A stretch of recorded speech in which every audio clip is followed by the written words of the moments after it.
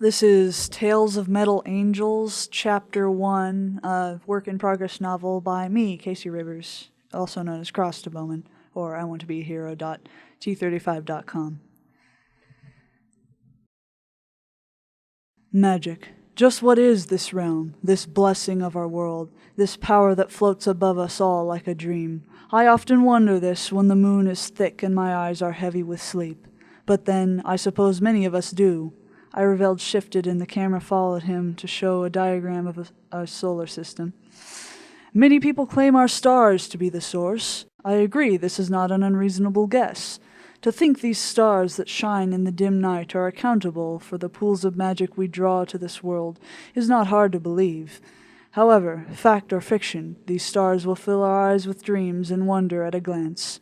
Viewers at home, look to them whenever you have trouble with your own magic, and perhaps you will find an answer. Scott slouched back in his chair.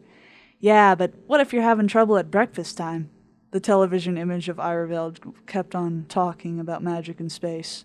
Tori gave Scott a cynical look. Try asking louder, I don't think he heard you. Scott smirked. Yeah, but what if we're having trouble at breakfast time? He shouted. Tori rolled his eyes. The two of them were pretty much quiet the rest of the episode, not wanting to miss a word. Being complete fanatics of the amazing Mage Iroveld's TV show, Knowledge and Mysteries of Our World, they didn't find it difficult. At the end of the hour, Iroveld closed with his usual let knowledge guide you speech, and the TV was flipped off to avoid Tagag's talk show, which was like an awkward combination of drinking hot sauce and watching grass grow. After the unpleasant first impression, they never dared watch it again, except once when the guest featured was Iroveld, in which case it was rather like an episode of KMOW, where the guest featured was Tagag. Scott and Tori got up, stretched, and started to chat about the episode when they were cut off by the doorbell ringing. Scott stepped up to the door and peeled it open, revealing their angry female friend, the one and only Eva. Scott and Tori, you couple of jerk faces, you were supposed to meet me at... Her sentence snapped off as she looked at them, standing in the door in nothing but their boxers. Oh, for God's sakes, you two! Scott scratched his head. What? It's not like we're going out in public like this. Who friggin' cares? Tori grabbed his pants off the table he'd neatly placed them on. Oh, please forgive us, Ava. Had we known you were coming over, we would have, dressed more appropriately. Scott lifted an eyebrow. How could we dress more appropriately when we didn't even dress in the first place? You guys are pathetic. Ava pouted and crossed her arms. I swear, you couldn't be worse if you tried. Scott grabbed the rim of his shorts and pulled down a little. Oh, for God's sake, Scott! Ava stomped into the house, slamming the door behind her, and angrily proceeded to scold them until they were both dressed and behaving well. Well, perhaps not well. They were never well behaved. She led the two into Scott's kitchen and plopped down on a stool. You were supposed to meet me at the lake for our class project, she proclaimed. It's due tomorrow. We're gonna get an F. So? Scott sat on a stool across from her and put his feet up on the table.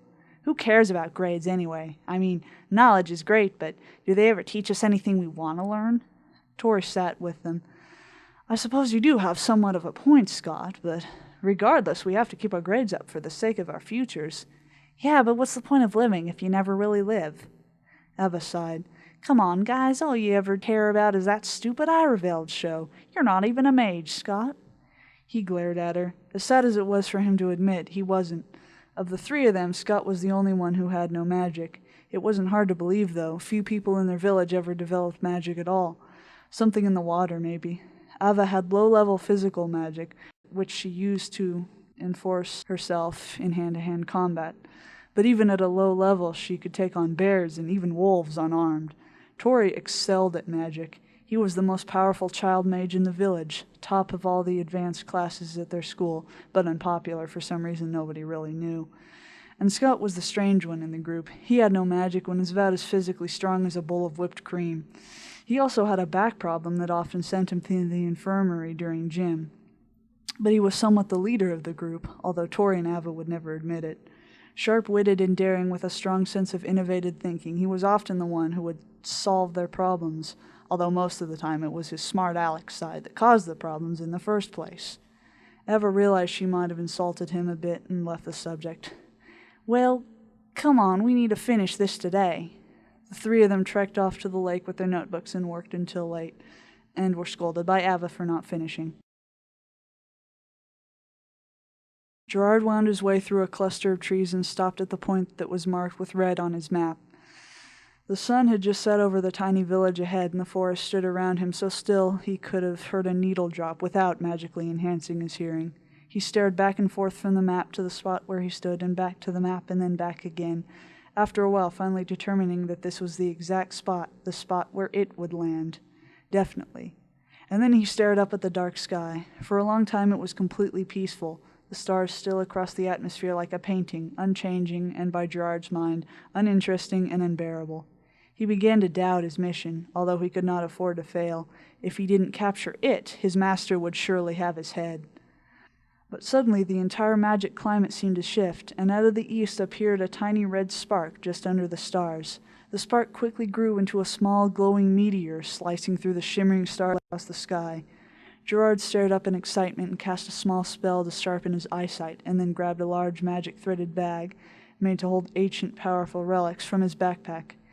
He braced himself and held open the mouth of the bag, set to catch the meteor as it hurtled toward him. But suddenly, as if to taunt the young mage into a raging fit, the meteor jerked its course to the north, skimming the air over the outskirts of the village.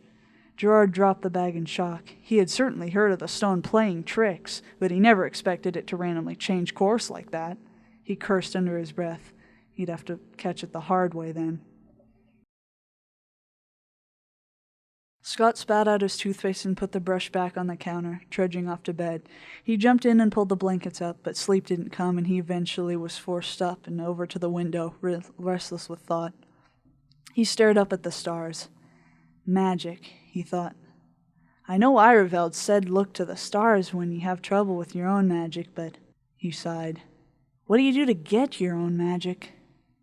Suddenly, Scott's gaze caught on a strange small star hanging in the distance. It had an eerie, blood-red glow about it, certainly something one didn't see often in the usual black and white sky. He watched as it flickered like a little torch up in space. After a while, he cocked an eyebrow at it. I wish for... to be magic? Wait, does that only work on shooting stars? The red star seemed to glow brighter. All right then, he thought for a moment. I wish I had magic, he said promptly. Again, the star grew brighter and bigger.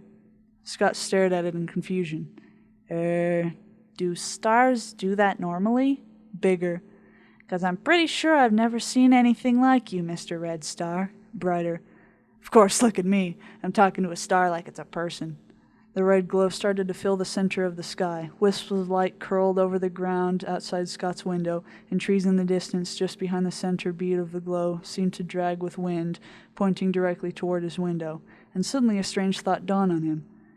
Wait a minute. Are you a And then Scott was knocked out. The room seemed to swim around before his eyes as he slowly came to, crumpled into an awkward position on his bedroom floor. He could hear the phone ringing downstairs, which also rather sounded like it was underwater. Scott slowly pushed himself upright and rubbed his eyes until they refocused. He didn't remember going to sleep, but then he didn't remember much at all, staring out at a weird-looking star, and then... As the cloud of numbness engulfing him started to fade, a sort of burning pain lit up in his side. He reached down and felt an enormous bruise just between his ribcage and his waist. It felt like someone had kicked him in the stomach, or more like someone hit him with a metal bat. Ouch. He slowly stood up, pain slithering through him as he bent, and stumbled over to the bathroom down the hall. He stood in front of the mirror and lifted his shirt. The skin on the entire right side was a sick, blackish color, radiating from a swollen lump. Well, no wonder it hurt, but how'd it get there? Scott pulled his shirt back down and was making his way downstairs when the phone started ringing again. He got to the bottom and answered it. Hello? The person on the other end sighed in relief. Oh, thank goodness, Scott. I would have come over and woken you up if you'd slept any longer. I wasn't really sleeping, Tori. His voice shook as he touched the bruise again. Well, I was, but... Tori was quiet for a sec. Are you all right, Scott? You sound rather like you're hurt or something. Yeah, kinda. Do you need help, or should I come over? No, I'm fine, just... Well, I don't really know what happened. One minute I was staring out at the stars, and the next I'm waking up with a huge bruise on my side. And I mean huge. This thing's gigantic. I've never been injured like this, but ow! Ow! Are you all right? Yeah, I'm fine. Well, I guess you're staying home from school then? School? The thought snapped in Scott's mind as he turned over to the clock. First period would start in just a few minutes. Man, God, I don't know. There's no way I'll make it to first period with this injury. I can barely walk. Tori seemed concerned. Oh, well, it's okay. Ava and I finished the project in tutorial, although she was intensely mad that you overslept. And we can present it ourselves, I guess. The teacher will understand that you're injured. Man, Tori, I couldn't. He stared up at the clock again and rubbed the bruise a little. Well, it's at second period, right? Yeah. I'll try and get cleaned up and make it by then, okay? Well, I mean, if you can't make it, we understand. I wouldn't want you to hurt yourself worse by coming. Nah, it's okay. And believe me, the thing can't get much worse than it already is. I mean, seriously huge bruise. That's not making me feel any better about letting you come, Scott. The two said their see you laters and Scott hung up. He went back to his room and carefully slipped on some comfortable clothes, accidentally brushing the bruise several times and squeaking in pain. Back downstairs he found the first aid kit under the sink and applied some healing ointment. It hardly affected the bruise at all for some reason. Scott figured it must have been expired. He put the kit back and made some toast with butter and jam and quickly ate it and grabbed his backpack to leave. But as he was opening the door, the bruise suddenly started to feel strange and lit up with pain again. He clutched it in agony for a moment, and it dimmed again, but for some reason it relit his hunger. It felt like he hadn't eaten since yesterday again. What the frick? He whispered to himself. He thought on it in concern for a moment, but then fearing he'd be late, he grabbed some fruit from the cupboard and trudged off to school.